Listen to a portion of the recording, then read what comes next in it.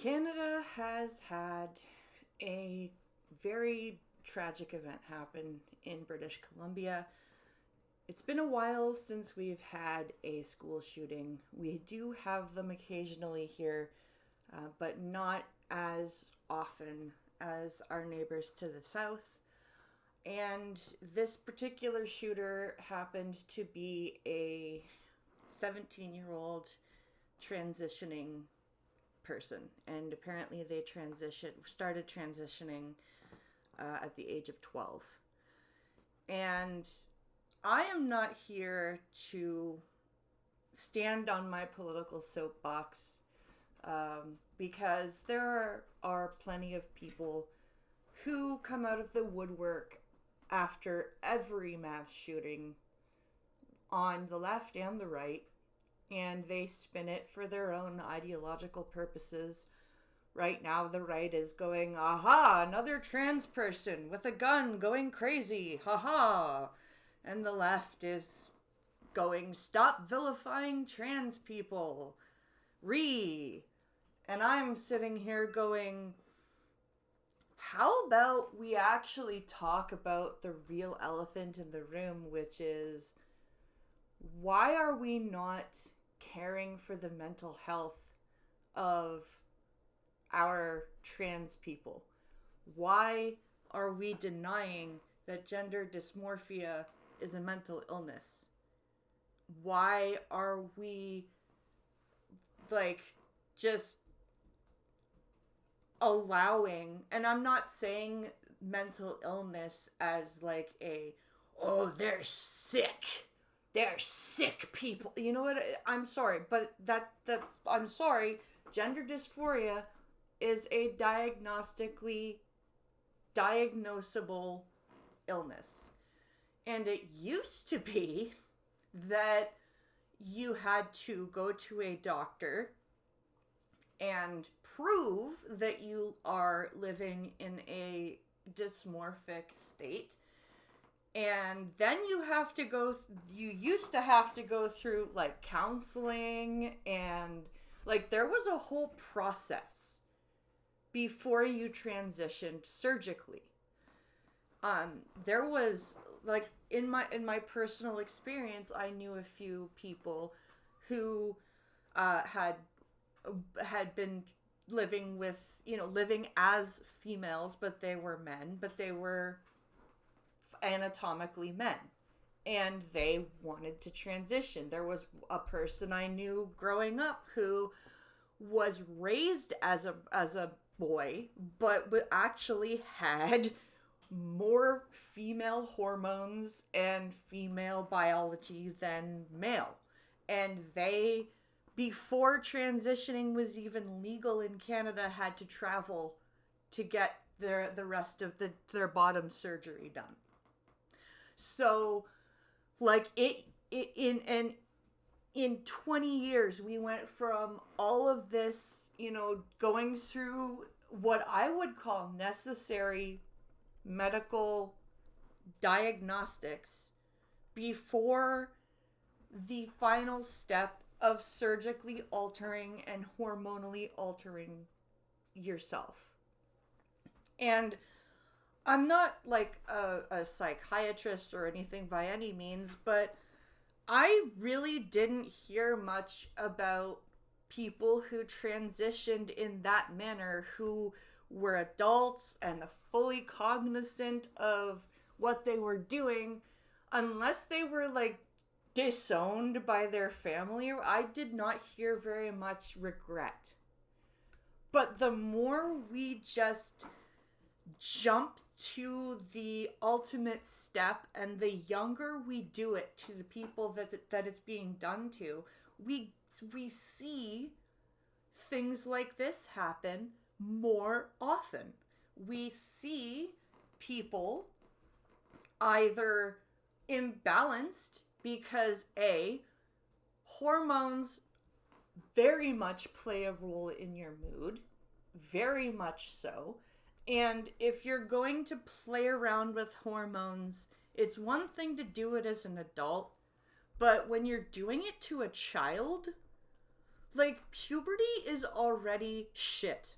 Okay? Even if you're not dysmorphic and you are like, yes, I am a boy, yes, I am a girl, and you go through your life as the person, as the biological sex you were born as, puberty sucks. Okay? The hormones rage, the moods shift on a dime. It's fucking bullshit.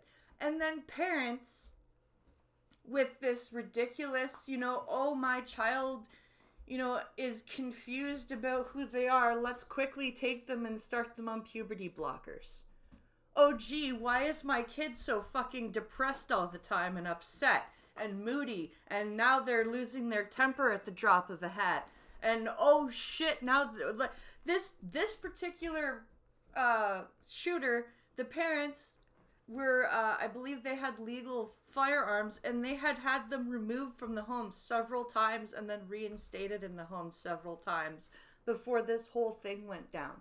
This is not a all trans people are shooters and crazy problem. This is a we are not treating trans people properly problem. Because A, we are letting children transition, and that should be completely illegal. I'm sorry. I do not care. I do not care.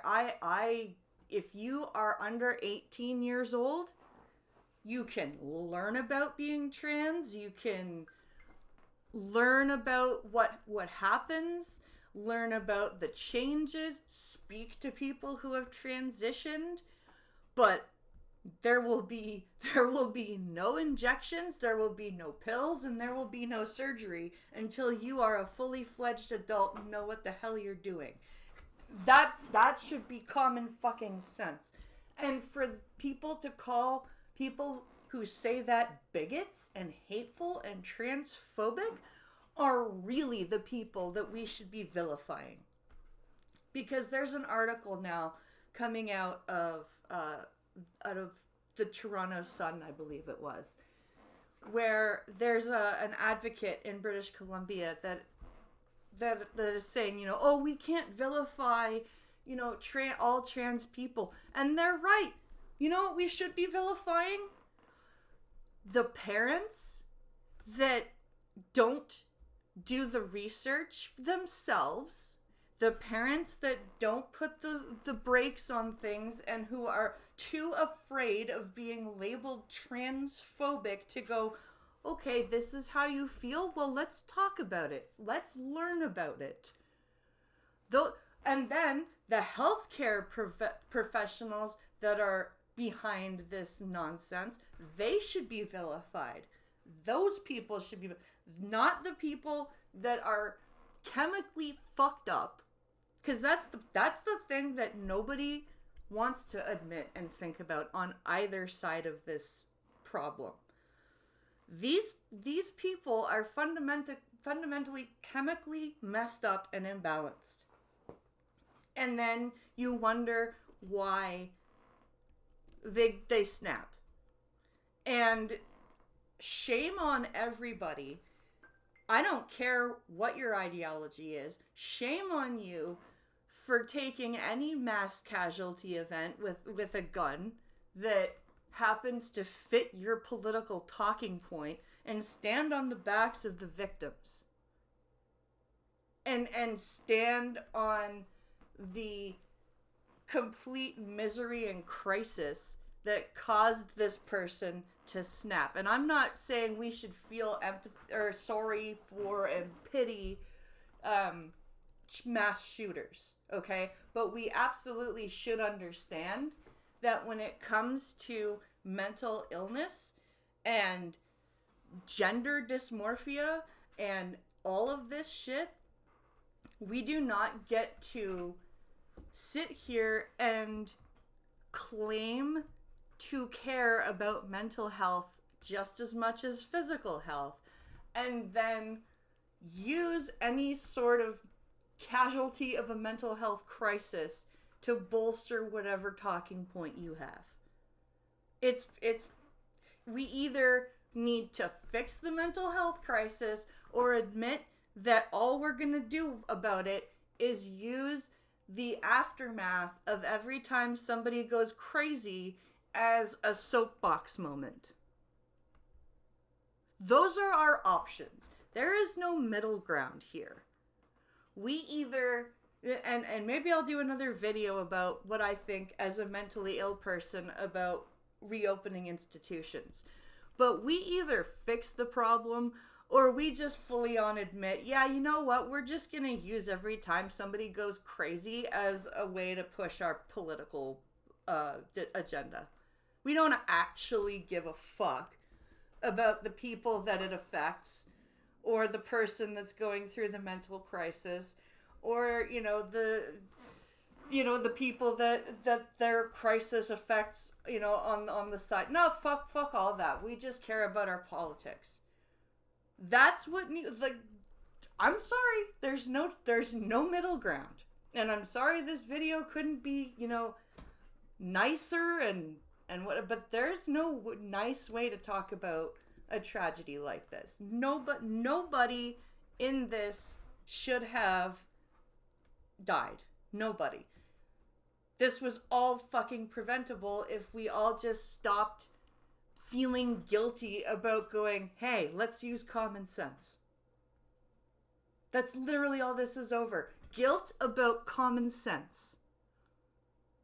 Stop it.